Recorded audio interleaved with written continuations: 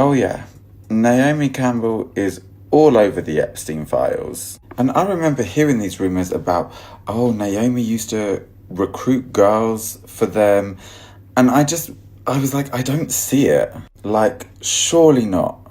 But no, sure enough, she was consistently emailing him. For years, Naomi Campbell has been presented as untouchable, a fashion icon, a global symbol of power, beauty, and influence. Someone who didn't just walk runways, but controlled rooms. But the most unsettling stories about her never came from tabloids alone. They came from whispers, from patterns, from people who entered her orbit and came out damaged, confused, or completely erased. The question isn't whether Naomi Campbell knew powerful men. Everyone in her position does. The question is why her name keeps surfacing whenever dark networks of power, money, and silence are exposed. Why does her path repeatedly cross with men later revealed to be predators, traffickers, or criminals? And why do the women connected through her always seem to disappear quietly? What starts as opportunity often ends in survival. And once you see the pattern, it becomes impossible to unsee it. Because this story isn't about one accusation, it's about repetition. And repetition is where coincidence ends. What happened to her? So she eventually started traveling to Europe. She was dating this CEO of a jean company that I don't want to name, and he was using her and abusing her and bringing her to parties, and she was getting gang raped by a lot of these older men, and she was stuck in Paris. I was working in London, and I had to go pick her up in Paris and bring her back to New York to get her out. She couldn't get out. And then when you brought her back to New York, what? So she had to go through a detox program, Right. But then she fell off because she met up with Naomi. Naomi knows a lot of these millionaire and billionaire guys, so she connects you to them. She will connect you. Oh, darling, so-and-so has the hotel, the Fontainebleau in Miami. I'll easily connect you. So they connect you, and then that's it. That's how it starts. Did you know who he was? Yes, I knew him. I was introduced to him on my 31st birthday by my ex-boyfriend Flavio. I've always said that I'm not a saint, that I am a work in progress, but I will not be held hostage by my past. One of the most disturbing accounts comes from a woman whose life quietly unraveled after being introduced to elite circles in Europe. She began traveling frequently, drawn in by the promise of proximity to power. She was dating a CEO connected to the biotech world, a man whose name was deliberately left out, not for mystery, but for protection. He didn't treat her like a partner. He treated her like access. She was brought to private gatherings filled with older, powerful men, places where consent became irrelevant and silence was expected. The abuse escalated. She became trapped in Paris, isolated, controlled, and unable to leave on her own. The only way out came when someone physically intervened, traveling across countries to retrieve her and bring her back to New York. Even then, the damage was done. She entered detox, attempting to rebuild herself. But healing didn't last long, because the same network pulled her back in. And at the center of that network was Naomi Campbell, someone known for introducing young women to wealthy men under the guise of connection and opportunity. This wasn't rescue, it was recycling. Naomi Campbell wasn't described as the abuser. She was described as something more dangerous, a connector. Someone who knows everyone, someone who can open doors that never close behind you. The introductions always sounded harmless. A billionaire hotel owner here, a powerful investor there, always framed as generosity, as mentorship, as access. But once the connection was made, the dynamic shifted. Young women, often new to the industry, found themselves dependent on men with unchecked power. And once dependency sets in, control follows. The question becomes simple. What does the connector gain? According to multiple accounts, money and funding followed these introductions. Influence expanded. Lifestyles grew larger. Private islands, private jets, and unexplained wealth entered the picture. This wasn't charity. This was leverage. And once you understand that, the introductions stop looking generous and start looking transactional. Because in these circles, nothing is free, and no one is invited without a reason. I was introduced to him on my 31st birthday by my ex-boyfriend Flavio. He was always front and center at Victoria's Secret shows. Did you suspect what he was doing? No. And what he's done is indefensible. And when I heard of what he'd done, it sickened me to my stomach, just like everybody else. Because I've had my fair share of predators, and thank God that I had good people around me that protected me from this. I mean, right now I stand with the victims. I can't, they're scarred for life. What do you It's kind think of she like- gets out of it? Well, she gets money. When you bring models or people that can easily be manipulated, you get funded. You get funded. How does she own an island being a supermodel? I didn't know she owns an island. Yeah, she owns an island. But this is crime scene investigation. Yeah. But it opens your eyes to things that you never even thought of, and I connect all the dots. These rumors got even wilder when people came across this video of the American-based Kenyan influencer, Elsa Majimbo. When the Epstein files were released, many names shocked the public.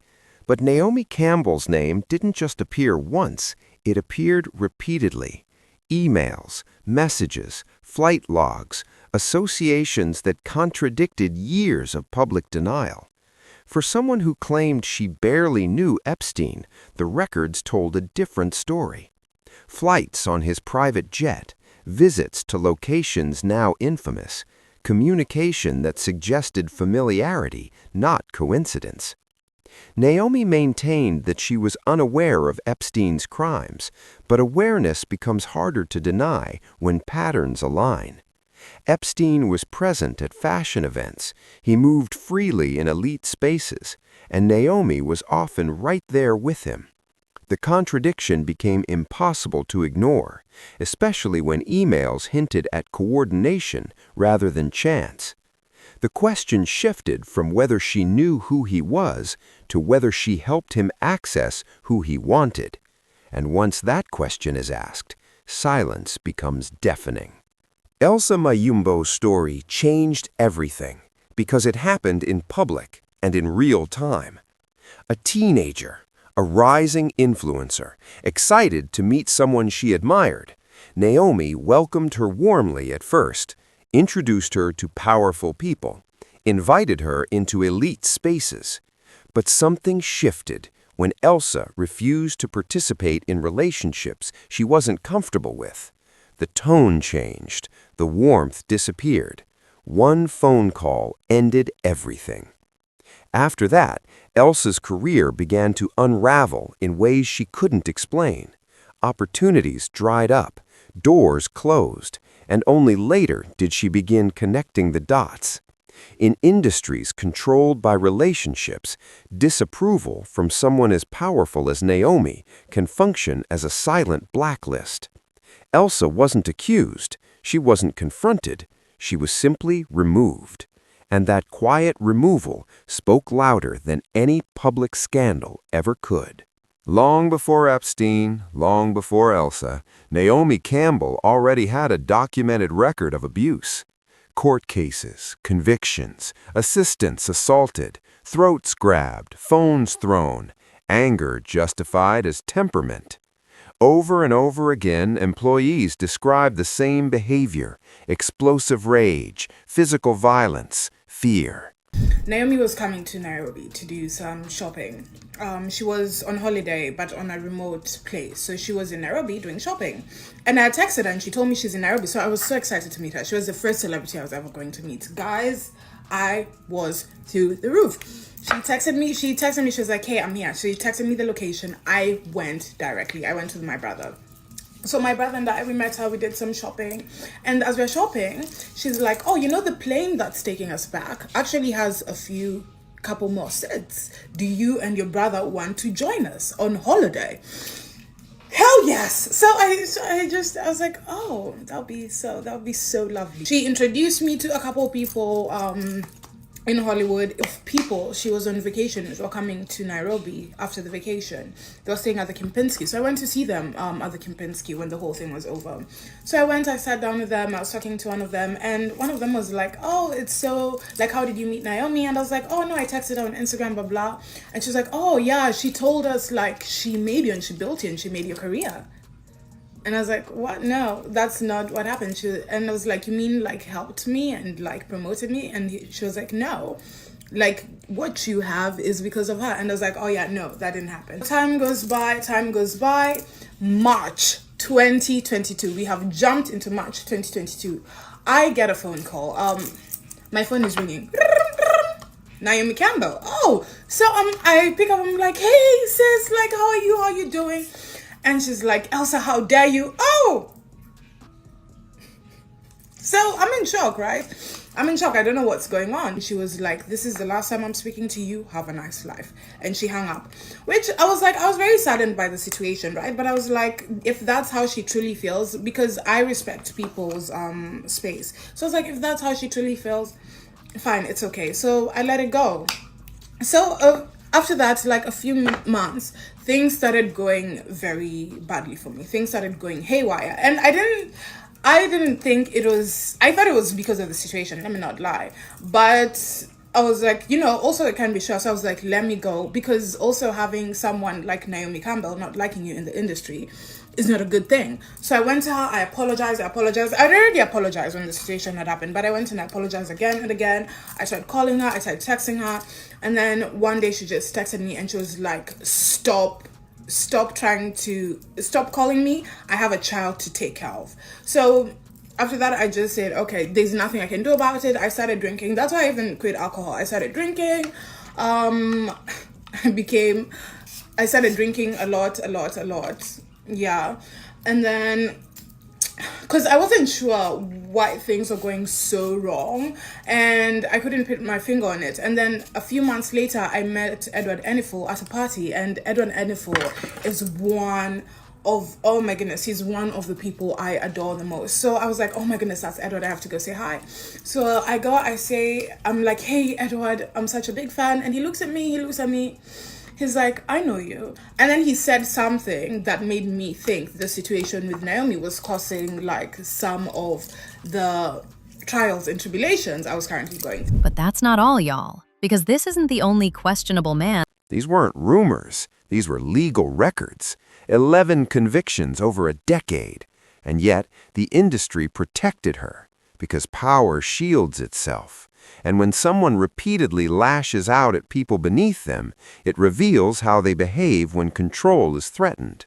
That context matters because it shows how authority is enforced behind closed doors and how fear becomes a tool. Naomi's name also surfaced in international criminal cases. Blood diamonds from Liberian dictator Charles Taylor, initially denied, later admitted under oath. Witnesses stated she knew exactly what she received and where it came from. Then came the charity scandal. Millions donated for humanitarian causes, allegedly rerouted to fund luxury travel, hotels, and personal expenses. Again, denial. Again, evidence. Again, a pattern.